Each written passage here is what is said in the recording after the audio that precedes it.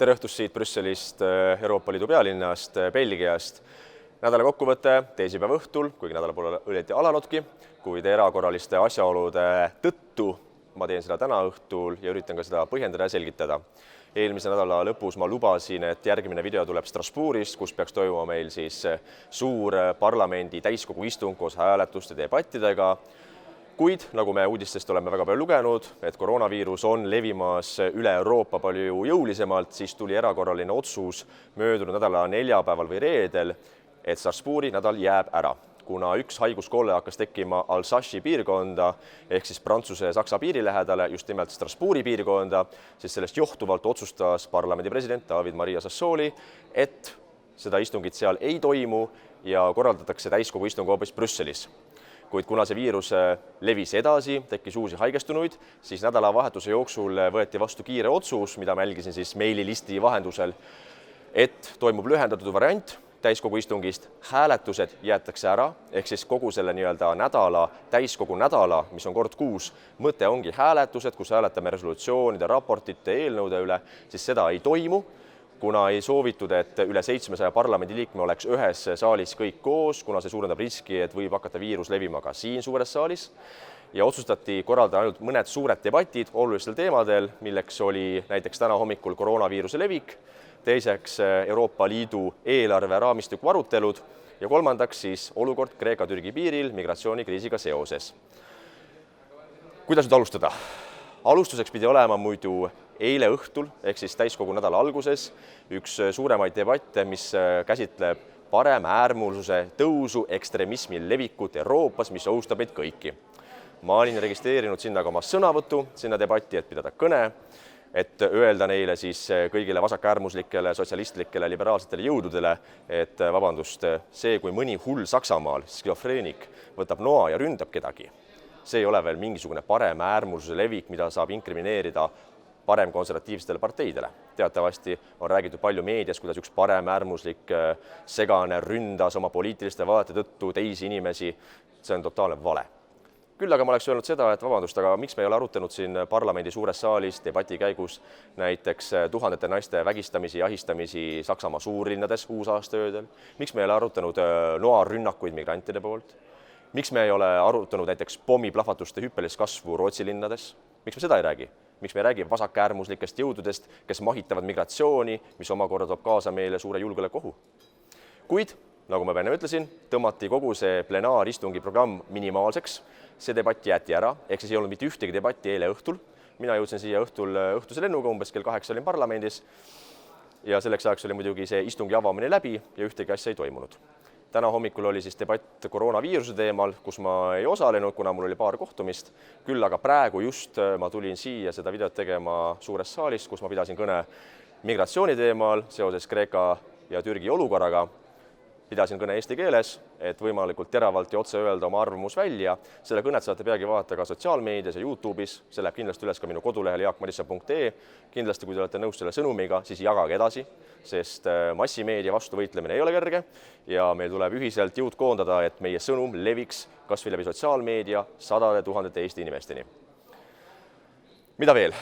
Tänase päevaga saab kogu see sessioon läbi, ehk kui tavapäraselt on see suur parlamendi sessioon täiskogu istungid esmaspäevast neljapäevani, siis erakorraliste olukorda tõttu piirdub see ainult esmaspäevaga, kus ei olnud mitte ühtegi debatti, ja teisipäevaga, kus oli ainult 3 debatti, ja täna õhtuga on kogu see asi läbi, enamus inimesi lähevad koju, nii teen ka mina, ma hakkan siit umbes tunni aja pärast peale selle video tegemist liikuma lennujaama, et lennata tagasi Tallinnasse. Ja homme-ülehomme põhimõtteliselt on parlament suletud koroonaviiruse tõttu, ja järgmine nädal on tühistatud. Ehk järgmine nädal ei toimu mitte ühtegi komisjoni istungit, mitte ühtegi kohtumist, mitte ühtegi üritust siin parlamendis. Seetõttu ma ei tule ka Brüsselisse järgmine nädal, vaid tõenäoliselt lähen hoopis maale, üritan aias töötada, meil on vaja vedada lehti ja oksi, mis jäi sügisest vedamata, nii et üritan midagi kasulikku teha hoopis maapiirkonnas. Natukene ka kuluaaridest ja kõlakatest. Ma arvan, et see pakub kõigile huvi.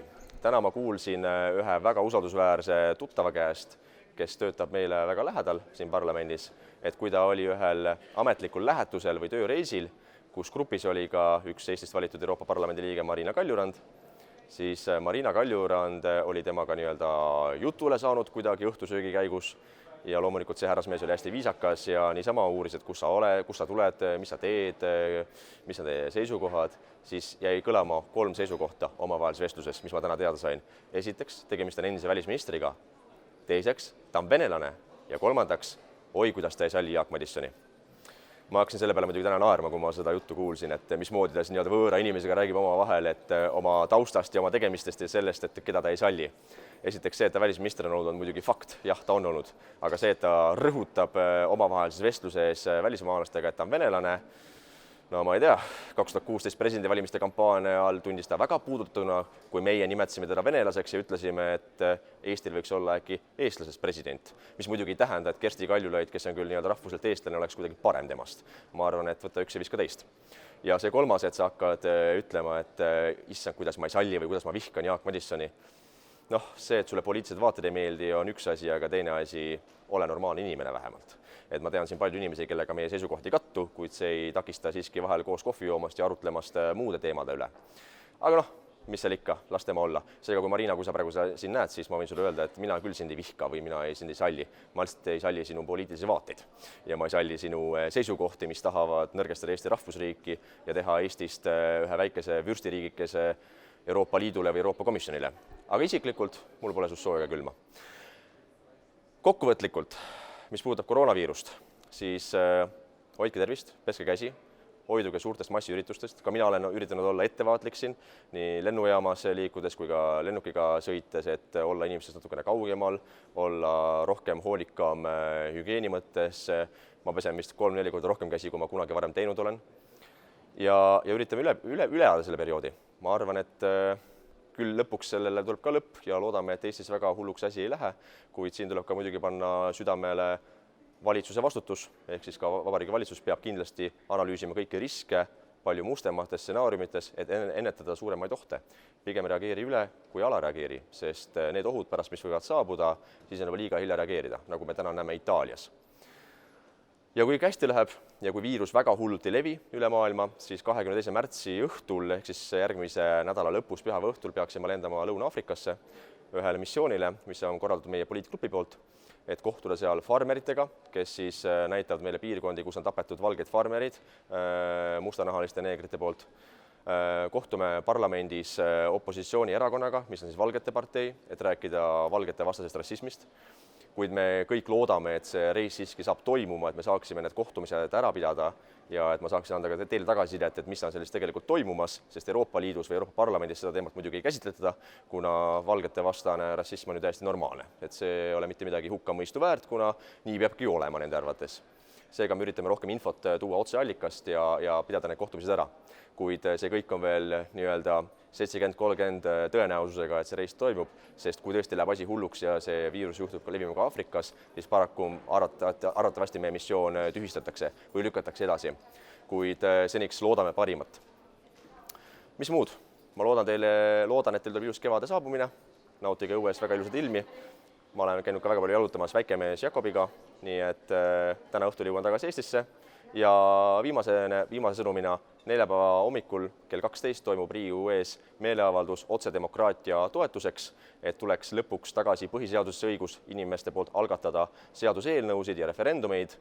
Ma tean, et see on pandud ka valitsusliidu kokkuleppesse, koalitsioonilepingusse tänase valitsuse puhul. Ma siiralt loodan, et nad pingutavad selle nimel, et see muudatus saaks toimuma selle Riigikogu koosseisu ajal, sest see on olnud üks konservatiivse rahvaerakonna põhilõbadusi ja see on üks olulisi asju, mille nimel tuleb töötada. Seega ma loodan, et ka massiline inimeste kokkutulek avaldab poliitilist survet ja näitab inimeste tahet juhtida ise oma riiki ja lüüa rohkem kaasa ka valimiste vahelisel ajal, mitte minna iga 4 aasta tagant valimiskasti juurde ja hääletada kellegi poolt vastavalt pastaka saamisele või kellegi naeratuse kaunidusele. Aga samas, kui tulete meeleavaldusele, siis loomulikult hoidke tervist. Kui tunnete, et natuke tõbine olete, kui tunnete, et on kurgus kipitab ja hakkab palavik tekkima, jääge koju, ravige ennast ja võtke ühendust kindlasti oma perearstiga.